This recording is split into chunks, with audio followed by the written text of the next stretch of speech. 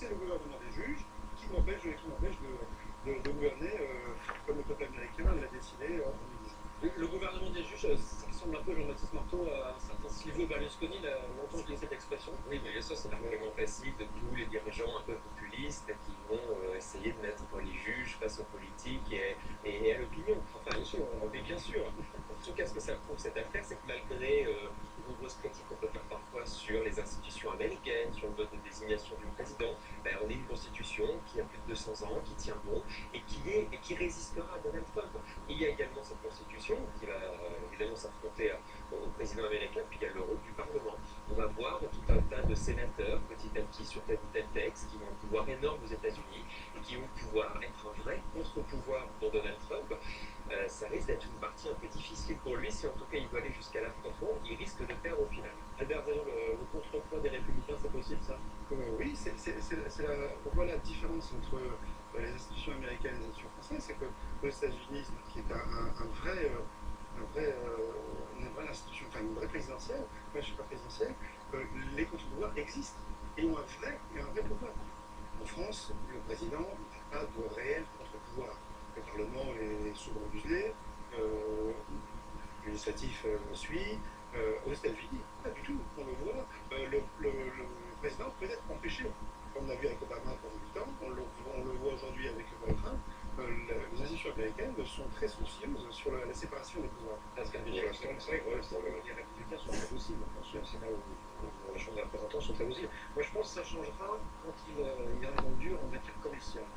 Parce que là, il y a des intérêts économiques. Et dans leur circonscription, ces élus sont tenus quand même par des entreprises qui ont des intérêts puissants. Donc là, à mon avis, ça bloquera et il se heurtera au progrès. On n'en est pas encore.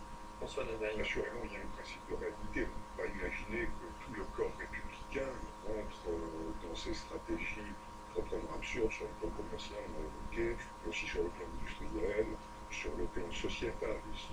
Donc il y aura vraisemblablement une résistance. Mais je crois qu'il faut arrêter de penser que tout s'équilibre facilement.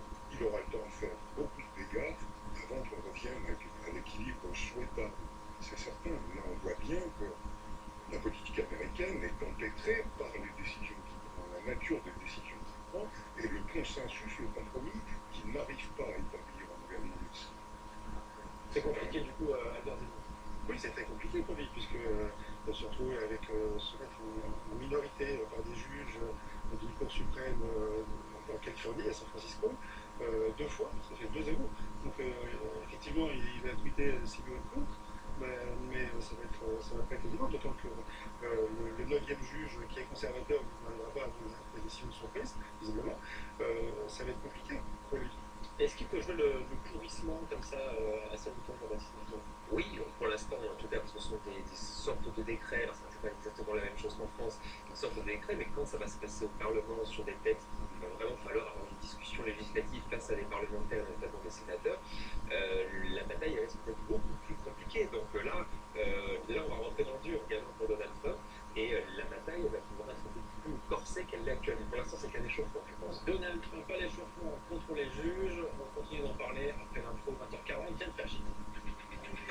François Fillon poursuit sa visite à La Réunion. Le candidat de la droite qui a du mal à faire oublier les soupçons d'emploi fictif qui pèsent sur sa famille. Je suis attaqué 24 heures sur 24, mais je me battrai jusqu'au bout, a-t-il déclaré. Et contrairement à ce qu'affirmait ce matin le journal du dimanche, le parquet national financier indique n'avoir pas pour l'instant pris de décision ni fixé de calendrier pour la suite de cette affaire. Marine Le Pen tend la main à Henri Guénaud et à Nicolas Dupont-Aignan. La présidente du Front National appelle les 2 candidats à la présidentielle à la rejoindre. Ce sont selon elle des patriotes qui ont compris que la nation française est en danger. Le président du conseil départemental de Seine-Saint-Denis fait part ce soir de son dégoût face aux violences en marge d'un rassemblement de soutien à Théo hier. Il a dégénéré, des casseurs se sont pris à des vitrines de centres commerciaux, des véhicules ont été incendiés et parmi la trentaine de personnes interpellées hier, 8 sont ce soir toujours en garde à vue. En Syrie, les soldats turcs auraient atteint le centre d'Al-Bab. C'est en tout cas ce qu'affirme le président turc, Recep Tayyip Erdogan. Al-Bab constitue un bastion du groupe État islamique dans le nord de la Syrie.